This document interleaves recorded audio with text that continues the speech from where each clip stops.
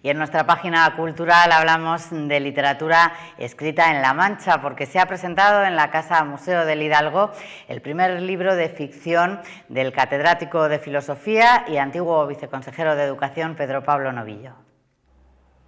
En la tarde del viernes 22 de septiembre, el Museo Casa del Hidalgo acogía la presentación del libro El tiempo hermoso, de Pedro Pablo Novillo, la primera incursión literaria del autor, que recoge recuerdos, pensamientos y reflexiones del tiempo de su infancia en la Puebla de Almoradiel, donde vivió su niñez.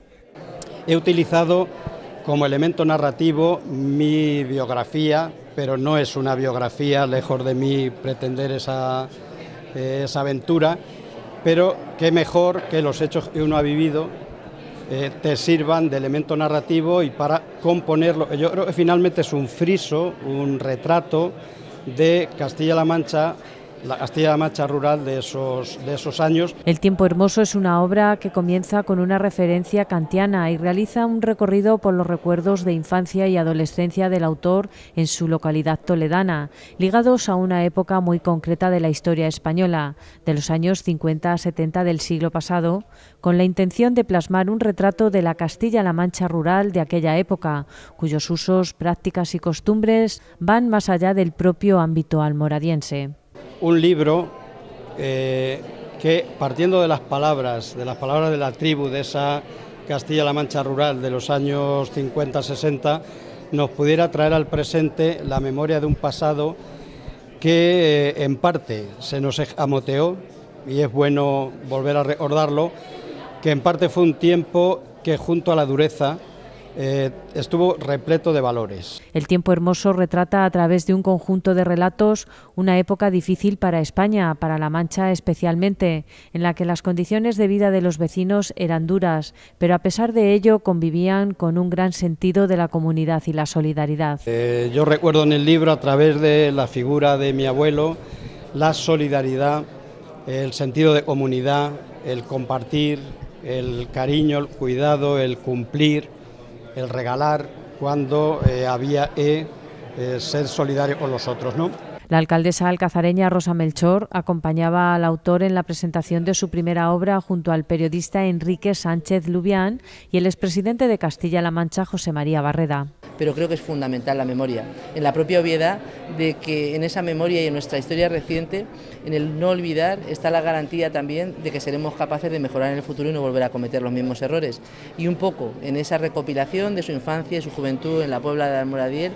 es en lo que está basado en este libro, y yo se lo agradezco de antemano, incluso antes de haberlo leído, porque estoy segura que lo que en él has escrito y has plasmado sale de tus sentimientos, harán que todos aquellos que son de tu generación puedan evocar los mismos recuerdos, al menos muy similares, y que quienes no lo somos podamos aprender y recordar algunas de las cosas que nos han relatado, que conocemos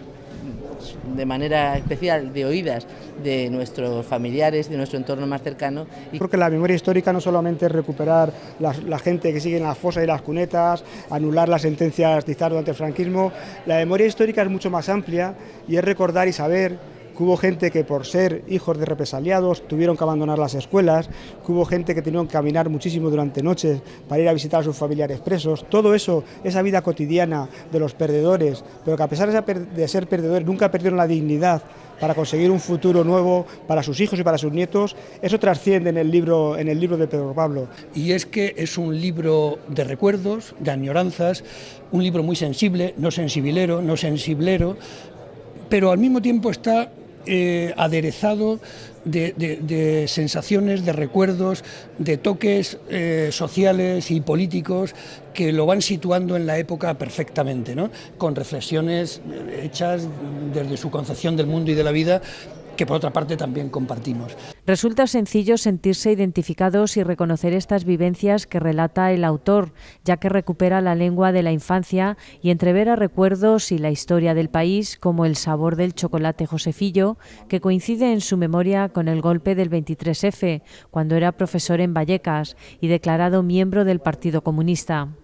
Pedro Pablo Novillo realiza en este libro una manifestación de amor hacia sus padres, su familia, amigos y paisanos que formaron parte de su infancia, en un canto a la dignidad de aquellos que vivieron esos años difíciles. Es, por otra parte, una declaración de amor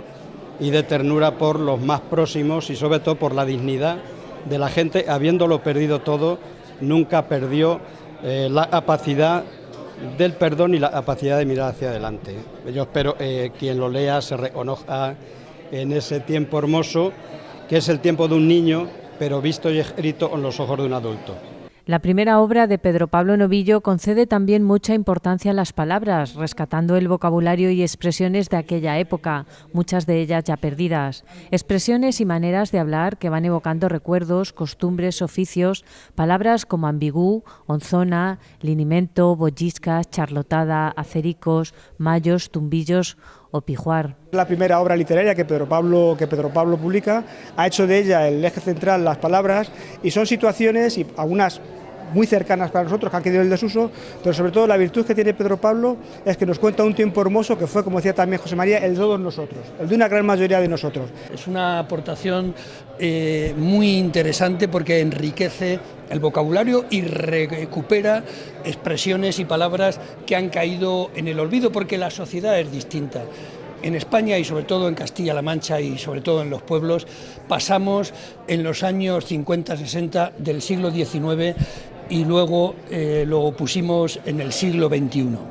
Pedro Pablo Novillo es catedrático de Filosofía y ha ejercido la enseñanza desde el año 1978 hasta su reciente jubilación, habiendo impartido clases en Madrid y Alcázar de San Juan. Ha simultaneado las tareas docentes con la actividad política. Así, entre 1999 y 2011, formó parte de los gobiernos regionales de los presidentes Bono y Barreda, primero como director general de Política Educativa y luego como viceconsejero de Educación. Fue secretario general del PCE en Castilla-La Mancha y concejal de Izquierda Unida en el Ayuntamiento de Alcázar de San Juan durante 12 años. Residió un año en Roma, ejerciendo como consejero de Educación del Gobierno de España para Italia, Grecia y Albania. De sus experiencias y posicionamientos profesionales en el ámbito de la enseñanza, ha dejado testimonios en diferentes revistas del sector, así como en obras colectivas sobre gestión y dirección de centros.